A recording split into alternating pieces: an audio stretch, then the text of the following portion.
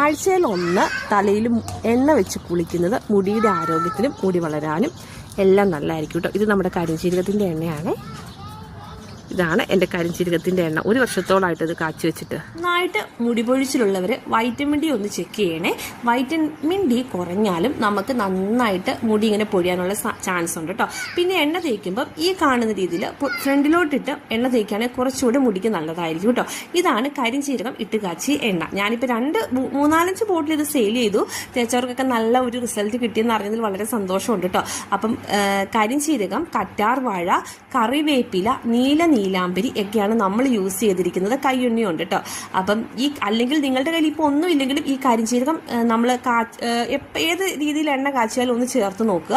പിന്നെ ഞാൻ എൻ്റെ മൂത്ത മോളുടെ മുടിയിലും ഇപ്പം ഈ എണ്ണ യൂസ് ചെയ്തിട്ടുണ്ട് കേട്ടോ. അപ്പം നല്ലൊരു റിസൾട്ട് കിട്ടിയിട്ടുണ്ട്. അപ്പോൾ കരിഞ്ചീരകം നല്ലതാണ്. അതിൻ്റെ എണ്ണ തേച്ചാൽ നമുക്കതിന് ജലദോഷം ഒന്നും കുട്ടികൾക്ക് ഉണ്ടാകില്ല കേട്ടോ. പിന്നെ ഈ കാണുന്ന പോലെ മുടിയൊക്കെ നന്നായിട്ട് ഉണക്കി നന്നായിട്ടൊക്കെ സൂക്ഷിക്കുക. അപ്പോൾ അടുത്ത ടിപ്പായിട്ട് വരുന്നതോടെ വരെ എല്ലാവർക്കും ബൈ ബൈ, സീ യു.